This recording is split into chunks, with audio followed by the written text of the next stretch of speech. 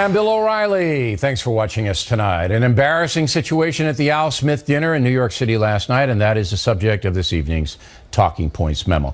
The dinner is sponsored by the Catholic Archdiocese of New York, primarily to raise money for poor children. Last night, the charity broke a record, raising more than $6 million. That is the good news. The bad news is the keynote speakers, Hillary Clinton and Donald Trump, were way too harsh, and they embarrassed Cardinal Timothy Dolan. No way to spin it. It was not a good evening.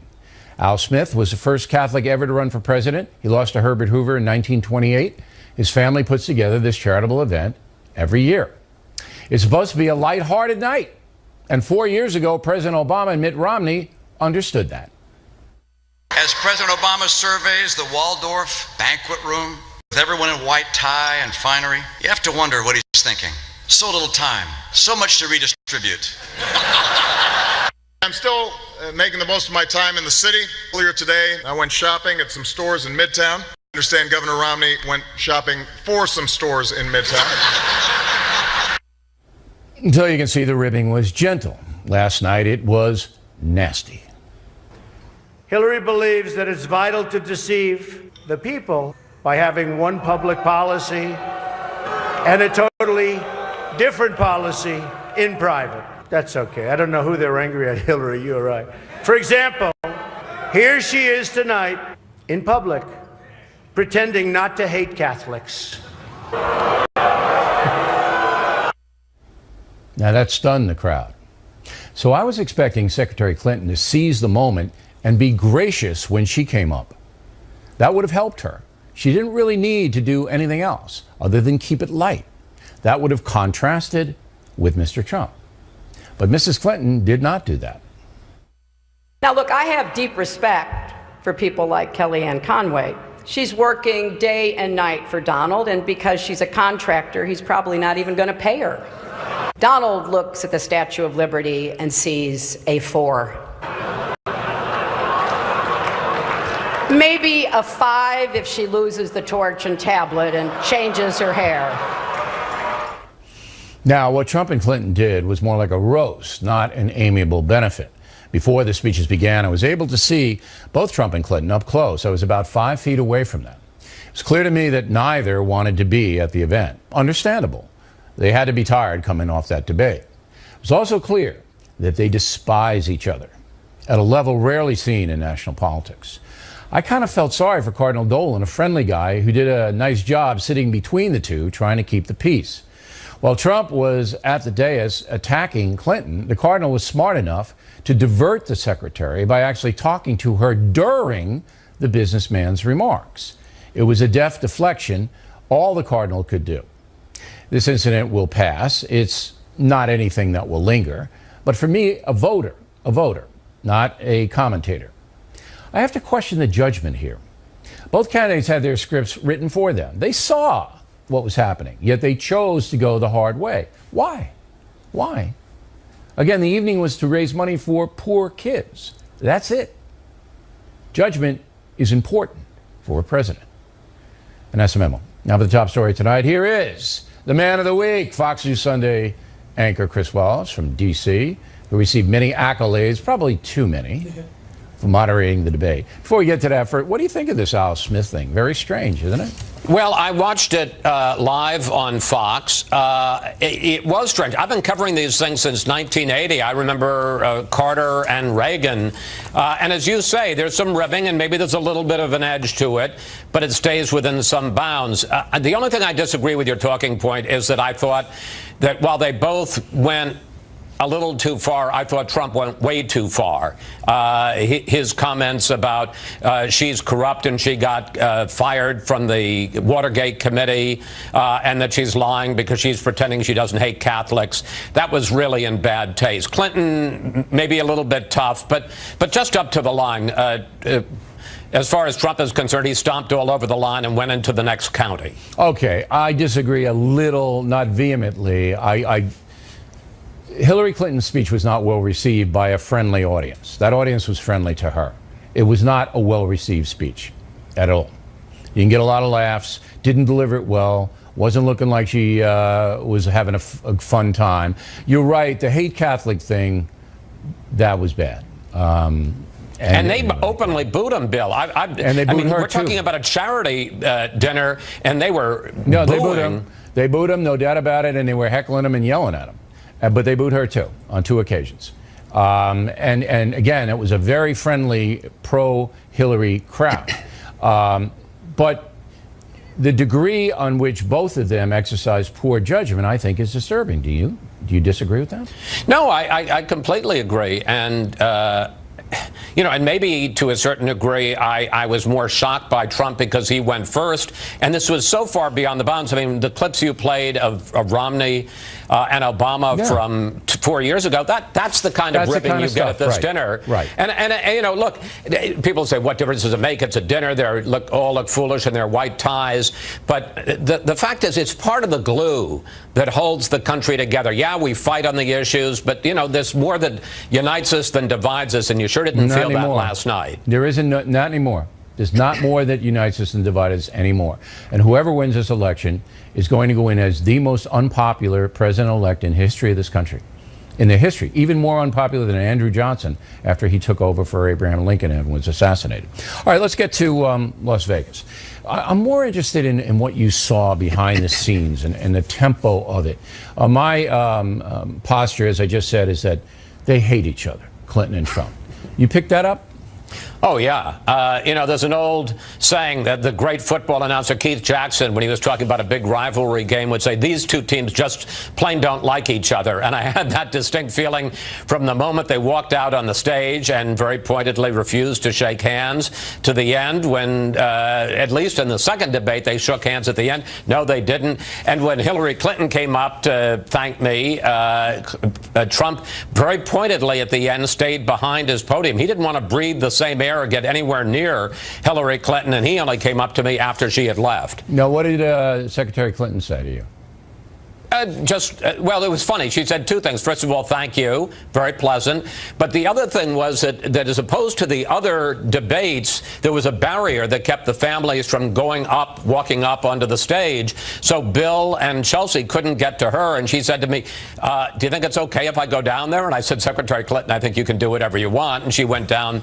So that was very simple. With Trump, a little bit longer conversation. He said he thought I did a good job and that it was the best of the debates. He seemed in quite a good mood at the end. Okay, now, taking out the rigged election thing, taking that off the table, all right, did both of them, in your opinion, answer your questions, or did they dodge? And if so, who dodged the most? Well, I mean, did they answer my questions? That is the most rhetorical question you've ever asked on this show, Bill. Of course they didn't answer my questions. Sometimes they did, and sometimes they dodged like crazy. And I would have to say Hillary dodged more than Trump did, especially when it came to the question about the Clinton Foundation. And this is, incidentally, gives you an insight into the difficulty of being a moderator. So I asked her the question, which I think was perfectly legitimate, about you promised that there'd be no conflict of interest, but in fact wasn't this pay to play? And she quickly said, no, of course it isn't. And then she said, but let me tell you about the foundation. Yeah, I mean, that's her line, right? I knew where we were headed there. Right. And then you're in a position as a moderator, as she's talking about helping needy kids and sick kids and stuff, how do you cut that off? And the answer was, after about 10 or 15, 20 seconds, when it was obvious to me and I thought to the audience that she was ducking, I then interrupted. But she dodged more. Sometimes he just didn't answer the question, but I don't think he was dodging. Okay, I'm going to give Chris 2 more minutes than originally scheduled because I have more questions for him. All right, now, in the debate itself, Hillary Clinton spoke 6 more minutes than Donald Trump. Were you aware of that when it was going on? No. They had said to me, the debate commission, that they'd let me know. But I will say afterwards, because I expressed some concern about that, it was the case that sometimes, for instance, in those 2-minute answers where they were given 2 minutes, uninterrupted at the beginning of each topic, he didn't fill up his time. No, so yes, part of that was she right. talked more, and sometimes he just seemed to run out of things to say. Right. She never ran out of things to say, but he did. Oh, no. And I said that yesterday because I watched very closely. in the sequence with the puppets, I thought that was infantile. I would have said that if I were the moderator. Did it ever occur to you to say, you know, that's kind of juvenile what you guys both did? No. Look, one of the things I'll say is I had prepared very, very, as anybody would, in depth. I had my questions. I honed my questions. I was rewriting them on Wednesday. I had cheat sheets of little facts, so that I'd be able to back up anything that I asked. But you're making decisions. And even as much as we do this on this show, when you're there with the two presidential candidates and they're arguing with each other and they each have their agenda, you have to make a lot of snap decisions on the fly, instinctual decisions. Right. Am I going to get in here? Am I not going to get in there? If they were going to be infantile, God bless them. Let them be infantile. All right, that's so you just let them hang themselves. But I mean, that's different. Well, everybody says you did a good job, so now you're really going to be insufferable. You're going to be strutting around and, hey, I'm Chris. You want to know something? Yeah. I have too much of my dad in me. I enjoyed it for about half of the plane ride home from Las Vegas, and then I started thinking, I got to book a show for Sunday. It's right. As you know, no matter how well or badly we do, the real reaction is next. What do I got to do next? Your father would have hot dogged it. But I'll tell you one thing, and I don't want you to reply. Your father would be very proud of you, Chris. I appreciate you coming on tonight. Thank you. Next on The Rundown. Some very surprising presidential polling and bowling, and Rivera will analyze. And later, we'll talk to Lou Dobbs, Dana Perino, John Stossel about the election up ahead. Campaign 2016 segment tonight. Some national polling out today. Investors Business Daily has a race essentially tied. Trump 41, Clinton 40 in a four-way. Rasmussen also has a race tied. Trump 43, Clinton 41 within a margin of error. These are the two latest polls, and I'm surprised. With us now here in New York City, Eric Bolling and Geraldo Rivera. What say you, Rivera? I'm surprised, but they are outliers. They're not mainstream polls. A lot of folks, though. The sampling changed, the methodology, and all the rest of it. It may not represent what's really going on. I still think the real clear average of polls is the way to go. You have to average to weed out the mathematical discrepancies. About six. It's Hillary plus 6. Yeah. But I think that in some ways it's like when we were kids and taking castor oil. The voters for Hillary, even though she is preferred right now, they're going like this. There's not a lot. It's not a lot of enthusiasm. No. Trump has a lot of enthusiasm, smaller base. I'd like to also point out that when you have a poll that has one candidate leading by 6 and a margin of error of 4, that's within the margin of error. So you do the same to both sides. I think any other election, Hillary Clinton would have thrown the towel in by now because of, the WikiLeaks and the Project Veritas videos. I mean, this is damning stuff. When the DNC is hiring thugs to create problems in events. It may be damning to you and the people who are watching The Factor right now. But most people, they don't have any idea. The media doesn't cover this to any great extent. Well, that's what I'm talking about. What the media has done has been so biased in favor of her. They'll talk about everything Trump does instead of these issues that would. These issues would disqualify Hillary Clinton in any other year. He disqualified himself when the Access Hollywood tape came out, even though it was 11 years old. That is an issue that everybody grasped. That lost him the women's vote, and that's where the war will be. You think that's more important than exposing quid pro quos with the Clinton Foundation? Are you talking about under God or in some cosmic sense? Or are you talking about the American people looking at who do I want to run the country for the next 4 years? Someone who's lied to women vote. Someone who's said some nasty things. I don't believe that Hillary Clinton, even people in her own party, she just doesn't. It's not Barack Obama. She's only more popular than one person, the person she's running against. If that's so, the further away you get from the Access Hollywood stuff, the further away you get from the salacious business, all right, the more that wears down. I agree. Okay, so you got 2 weeks left essentially in this race. She's running out the clock to a certain extent. Do you think she can? It depends on how many more, the bimbo eruptions, to use the phrase against Bill Clinton. There was one yesterday, nobody paid attention to it. They're paying enough attention to keep the undercurrent that Donald Trump is a predator. I think that if you keep that buzz, obviously, it's like a toothache. It's very difficult to The Fox ignore. News poll asked not that question, but essentially, and half the country says doesn't care.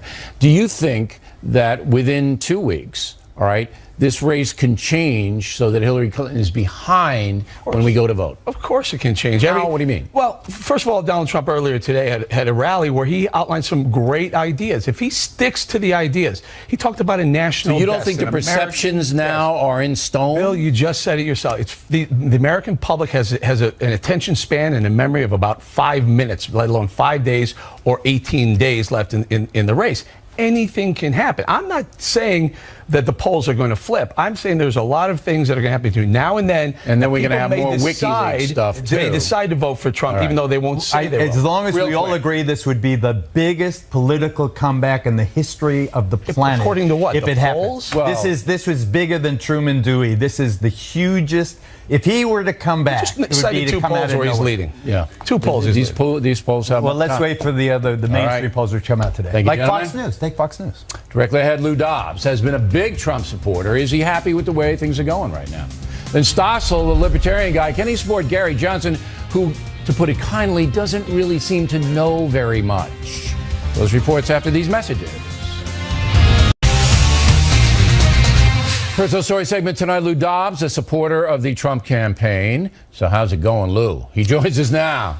Are you happy with the way the debates turned out? Let's take the three debates. I think the debates turned out absolutely perfectly. He won the last 2. I think it was a 2-to-1 series of debates.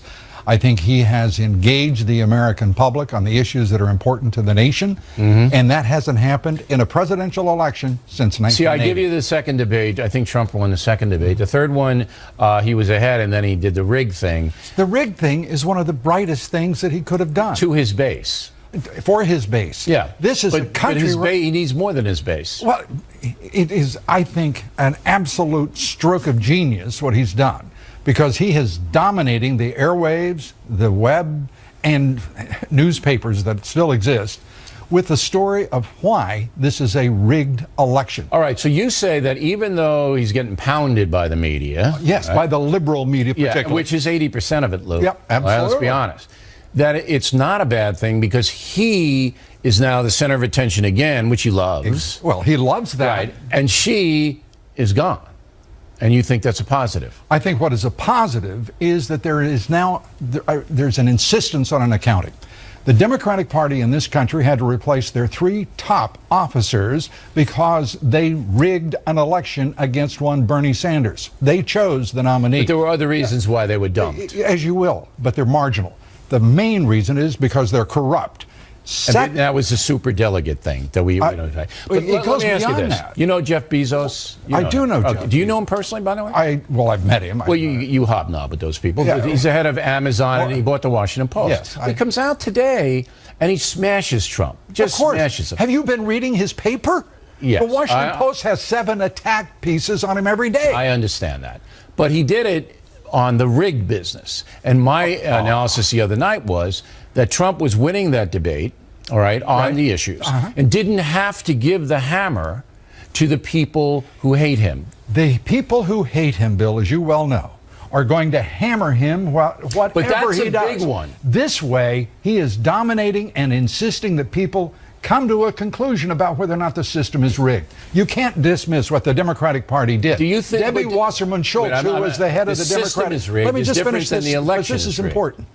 Debbie Wasserman Schultz was was the top official, was replaced, and where is she today? She's the chairman of Hillary's campaign. Why would you trust them? They just want to win. They don't care about credibility. Well, that's what he wants to do, and only it's considered a liability when he wants to win. There's a difference between the system is rigged and the election is rigged, right? I don't think so in this instance, because the system is the establishment. The Democratic Party represents the establishment. Hillary Clinton is the establishment. Yes. She has a series of utter scandals that are unprecedented in our history. She was not charged when... We all know that, but what's the point? The point being, she represents the establishment, and you're seeing that reflex from the establishments, the elites of both political parties, attacking Donald Trump. And you think that'll mobilize the people who don't like it? I think absolutely. So you're predicting now tonight that Trump will win? I will predict this, that the margin in this race is going to be so close. But then it's going to be rigged. No, if it's close, then everybody gets sued. No, what I'm saying is, I think he prevails. You do? And think he's going to win? And I think, yes, I do think he's going to win. All right. And I think the reason is largely because he's focused people's attention on the fact that WikiLeaks is now the institution in this country honoring the people's right to know. Well, we got you on tape, Dobbs. I was afraid of that. I was afraid of that. All right. Plenty more ahead as the factor moves along this evening. Younger American voters, do they know anything? I'll have a shocking report for you. And Dana Perino on her former boss, President Bush the Younger, how he handled things like the Al Smith dinner. I hope you stay tuned for those reports. Impact segment tonight on Monday. Jesse Waters will have a report on how younger voters are seeing the presidential election. Tonight, a similar theme. A group called Victims of Communism Memorial Foundation has released a report on American attitudes towards socialism and communism. Study found that 32% of millennials, a third of them, believe more people were killed under George W. Bush than the Russian tyrant Joseph Stalin. Is that amazing? Also, only 42% of millennials, Americans born in the 1980s, have a favorable view of capitalism. And 46% they'd vote for a socialist like Bernie Sanders. Joining us from Washington, Marion Smith from the foundation. Were you surprised by the findings here, Mr. Smith? Unfortunately, we weren't really surprised. Over 2 years, we've been educating Americans, and especially younger Americans, about the now almost 100 years of history since the first communist regime burst forth on the world stage in 1917 with the Bolshevik Revolution. Since that time, 100 million people killed in nearly 40 some communist regimes around the world.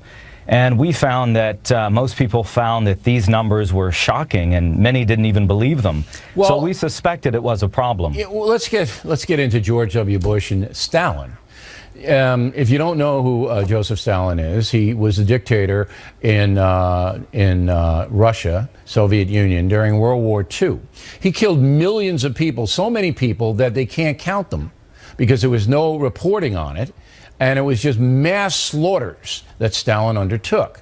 To compare him to Bush the Younger is so absurd, it's painful, so that tells me that the U.S. educational system, the public school system, is just that they're not teaching anything. Well, we have a sort of withering critique of the American free enterprise system and of our own U.S. history. And at the same time, millennials, and I don't want to be too hard on them, I am one, are finding sort of a difficult job environment as they graduate from college and enter the workforce. Our poll also found that there were more people my age, the millennial generation, who thought our economic system worked against them rather than for them. Right. And some 46% would vote for a socialist. One generation younger than us, those who are in high school now, half of them would vote for a socialist, and 1 in 5 would vote for a communist. But they don't even know what socialism is, most of them. And I want to get back to my question about not knowing who Stalin is. Stalin was as bad as Hitler. All right, it's the same thing. He just killed different groups of people, and it didn't get reported because there was no Allied invasion into Russia to expose these gulags. And you walk down, and people your age, they don't know Stalin, they don't know World War II, they don't know anything. So how can they make responsible decisions about any economic system now? How is it possible? Well, it's right. I mean, what you see is a willingness to almost blow up our own system rather than try to perfect it and refine it. In favor of something that we don't understand, which is socialist systems, the ideas of Marxism. And it is a dangerous thing, especially because there's a sort of whitewashing of the term socialism, which really historically and intellectually is intertwined with communism. Sure. It's the same kind of government runs the show. Communism is more... they confiscate more, like the Castro brothers, as opposed to some socialist nations that don't confiscate property, but they confiscate income. Mr. Smith, a fascinating study. Thank you. When we come right back, Dana Perino on her former boss, President Bush the Younger, and how he handled personal attacks. And Stossel, can he vote for the Libertarian candidate who doesn't know very much? Moments away.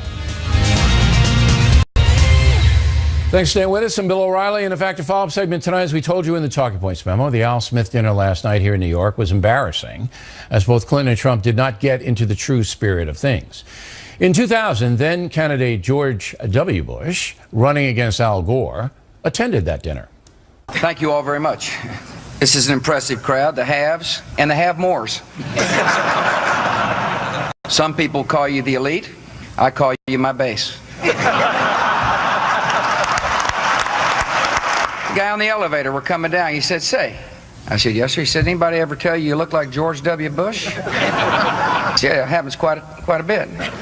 He said, "Sure must make you mad." Perfect, right? Here now, Dana Perino was White House press secretary under President Bush.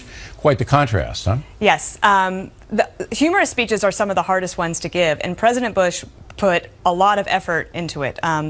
There were White House speechwriters, of course, but sometimes for like a White House Correspondents' Dinner or a roast like the Al Smith dinner, you go to a separate speechwriter, maybe outside, and contract it out because it's such an important one. And the goal is to make everybody feel comfortable and to have that moment of levity. And you see the people behind, and you can hear the out loud laughter, those belly laughs. That's kind of what you want to go for, to make everyone feel comfortable and enjoyable. And last night, apparently, that's not what you saw. No, not at all. Did he, President Bush, have input into the speech? Did he? Yes, and he spent a lot of time actually practicing those speeches. So he practiced them. So the State of the Union speech, that's one where you would go into the family theater that's in the East Wing of the White House, and he would get up there and he would deliver the State of the Union, and I always like, okay, stop. You know, he might, as he was going through and saying it out loud, edit, but he did the same for the humorous speeches because those were the most. Those are some of your most important minutes. Because I don't believe, well, I think Hillary Clinton rehearsed hers. I don't think Trump rehearsed his. Right. Because the timing's important. Well, he was looking at, you can see it, he was very rarely looking up. He was just reading everything. She was a little bit more. But as I said in the talking points memo, and I don't want to belabor the issue, but this is about judgment. They saw this. They knew what these lines were, both of them, you know? And anybody was, you know what, that's not what this is about. You don't want to embarrass the cardinal. And it was funny because like President Bush the younger and not, he was always appropriate. Now I know he had the training from his dad and his family and a traditional, and you got to cut Trump a little slack because he hasn't had none of that. He's a hard scrabble guy in real estate. It's a big difference. But President Bush, to me, was always appropriate. And I remember my interview with him in the Oval Office. You weren't working for him then. Tony Snow was the guy. No, I was working there. I was the deputy. Yes, okay, I was behind the scenes. You were hiding. Well, I'm pretty short. But I kept pounding Bush about why don't you fight back about these people who are sliming you and slandering you? Why do you continue to take it? Because then it becomes in the public a truism.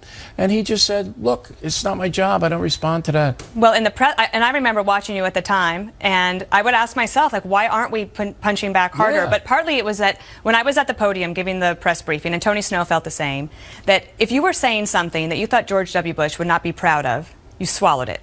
You didn't say it. And I remember after I left the White House, I gave a speech to a large group in Washington, D.C., and I told a joke about President Obama that I thought was funny, and all of my friends would have laughed. My husband would have thought it was great.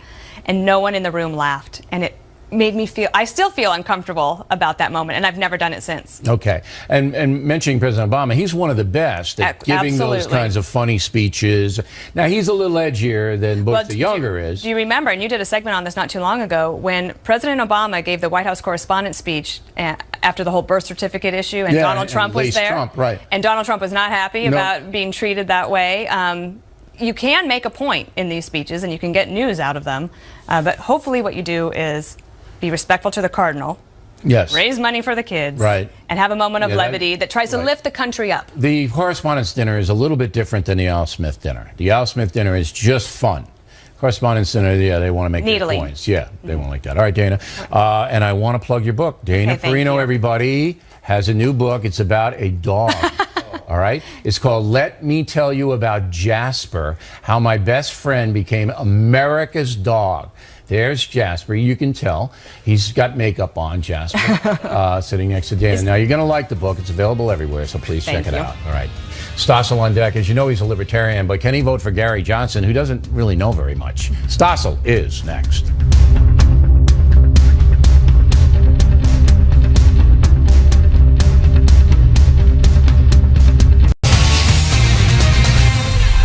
Back in the book segment tonight, the Libertarian vote. As you may know, former New Mexico Governor Gary Johnson running on that ticket. He's polling a little more than 6%. Here now, Libertarian John Stossel. So, you know, the gaffes that the governor has made. Everybody makes them. But those were big gaffes, especially the one about, you know, the question was, give me any leader, foreign leader you admire. Anyone. And he couldn't do it. So you can't vote for him, can you? Yes. Well, you can? I can't vote for the other two. No. They're bad people. Really? You think they're both bad people? Yes. Really? Dark hearts, huh?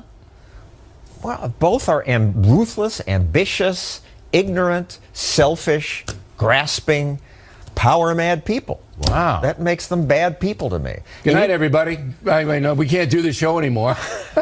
All right. So now, you say Johnson doesn't know anything, but that's unfair. No, he doesn't. He looked dumb in those situations. No, he doesn't know anything about foreign policy. Nothing. All right. Well, libertarians don't want to try to run other countries. Okay, so that's good. So if you vote for him and he wins, which is going to happen, but say he did, and then he gets into office, ICE is the happiest people in the world. They're the happiest campers ever because Gary Johnson doesn't know what to do with them. He's not going to get involved, as you just said, all right, with them. They're going to do whatever they want, and then we'll just have to take it. Unfair. He's not going to create new terrorists by bombing every country, as Hillary wants to do and Trump may want to do. And he will have people with foreign policy expertise in charge. But he won't do it because his philosophy as a libertarian is we don't intervene overseas. Let them do what they want. We intervene if we're attacked. Right. All right, otherwise, so we wait to be attacked, which we certainly will be. All right, and then he has to find out where Aleppo in Syria is. He doesn't even know where it is. He knows where it is. That question came out of nowhere. They were talking American politics, and suddenly he says, so what are you going to do about Aleppo? And he thought it was dog food. Well, I would have thought, what, a leopard? Okay. I mean, it came out of cut him that Mars. slack. And notice I didn't use the clip to embarrass him. I didn't do that to the governor. I appreciate that. I'm covering the slack. But when you say to the guy, give me one foreign leader that you respect and why, and he can't give you one, that means he knows nothing. He just Zero. couldn't pull up a name. Okay. What he should have said is, we don't admire foreign leaders. Name. That's like saying, give me one movie star that you think is talented. Oh, on the spot, when you admire, most of these guys are also power mad. Okay, as a libertarian, we don't. Winston Churchill or somebody. They asked living. Well, then he said, I don't like any of the living, but I like Winston. Could have done All that. right, now. All I know about Gary Johnson is he ran New Mexico okay. They're not thrilled with him down there, and he's not going to carry the state, all right? But he was all right. And then he likes pot. He's a pot guy. That's pretty much it, right? What else is there to recommend him? A two-term governor in a Democratic state, elected, who's not going to carry that state this time around. Well, now people vote for the Republican or Why? Democrat. If they love him, because why it's habit in America. Oh, stop. And maybe he'll carry the state. He won't. He vetoed 700 bills. He had a good fiscal record. He knows more about governing and growth than Trump or Clinton do. Yeah. So you believe that despite the pot thing, that he does have an economic vision that would help the country? Yes. Mm-hmm. And I'd much rather have a guy smoking weed than drinking alcohol. But look, the state dinners, they'll be so different with the bongs on every plate, you know. No, let's not get crazy. No, I'm not getting here. crazy, but he's a pot guy. He says, this is the intoxicant I like. Right. I choose not. I haven't had a drink in 28 years. Right. It's much more damaging. And I agree. You know, the White House and the strobe lights and all of that, the hard rock music. Better than Donald and Hillary by far. Stossel, there he is, everybody. And you can catch him on the Fox Business Network right after The Factor, 9 p.m. Factor tip of the day. I'm taking my own advice on smear merchants. The tip, moments away. Factor tip today, what to do about smear merchants in a moment. But first, this weekend would be a great time to start shopping, as the next 2 months will be a blur. I can sign copies of all the Killing books for you, including the latest, Killing the Rising Sun. Signed books make fabulous gifts, as you know, and they're pretty inexpensive. If you become a BillO'Reilly.com premium member, you get any book free, plus free copy of Elise Wheel's new effort, The Candidate, plus a copy of the Constitution. So there, how can you not do this? Now the mail. Janet, I'm withholding her last name, Georgia. Bill, I would like to know how you, in good conscience, can attend a dinner where Hillary Clinton is a guest. Both you and Cardinal Dolan are a disgrace to the Catholic faith in the eyes of God. Well, Janet, since you seem to be the spokesperson for God, can you get him to come on The Factor? That would clear up a lot of stuff. John Dowd, Sturbridge, Massachusetts. Bill, your reporting was not fair to Donald Trump. You left out the fact that Al Gore challenged the vote in 2000. That was after the fact, not before the election, John. This is no comparison. Richard Lamb, Oakley Fife, Scotland. I think Miller is spot on, saying the boat has sailed for America. 4 more years of the same will ruin you. Nick Parrish, Anaheim, California. Miller said a very profound thing. The left believes in cradle-to-grave entitlements. They just make it hard to get to the cradle. Excellent line, Nick. John Williams, Hawley, Texas. O'Reilly, why bother having folks on the factor? You do all the talking. I think Waters should take over. So do I, John. I want him to take over. Waters, could you handle it? No, he's not here. Bob Miley, Roswell, Georgia. While reading Killing the Rising Sun, I could not help but see a parallel between the 1940s Japanese and today's ISIS. Their barbaric actions and suicide missions are the same. Valid comparison, Bob. Jack Kuvlich, Bentonville, Arkansas. Could not stop reading Killing the Rising Sun until 1 a.m. I felt like I was with the Marines as they invaded Iwo Jima and Okinawa. Also, I felt like I was on the ground when the atom bomb dropped. And that is our technique. Dugard and I, Jack, want to put you, the reader, into the action.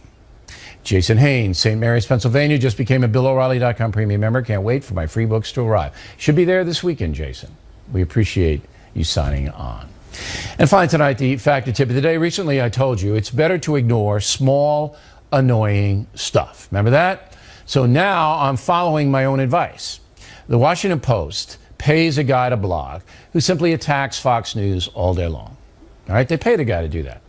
Now, the problem is sometimes his garbage, and it is garbage, is picked up by other outlets. Latest is an attack on killing Reagan, and I'm ignoring it. But Martin Dugard, my co-author, is not ignoring it. So if you care at all, and I'm sure you don't, you can go to BillO'Reilly.com and link on over to Marty's response, which is on our publisher's website. By the way, the movie Killing Reagan, big success with viewers, and that's why these attacks happen. Anything to diminish me and the success that we're having here. And that is a factor tip of the day. If you can ignore it, ignore it. So it's it. And that is it for us tonight. Please check out the Fox News Factor website, which is different from BillO'Reilly.com. Also, we'd like you to spout off about the Factor from anywhere in the world. O'Reilly at FoxNews.com, O'Reilly at FoxNews.com. Name and town if you wish to opine. Word of the day, do not be umbrageous. What a great word. Do not be umbrageous when writing to the Factor. Now, we have 7 more shows before the vote. 7. No, wait. No, more than that. We have 11 more shows before the vote. Next week, and we're going to start to home for your Don Imus out there, home in on real specifics and watching the polls, the Electoral College, all of that. We're going to do a special Sunday night show of the week the election takes place. So stay with us every night because we're going to have the cutting edge. No spin here, no rooting, no endorsements, just the facts, all right? We appreciate you guys watching. We're having historic ratings. I'm Bill O'Reilly. Please remember that the spin stops here because we are definitely looking out for you.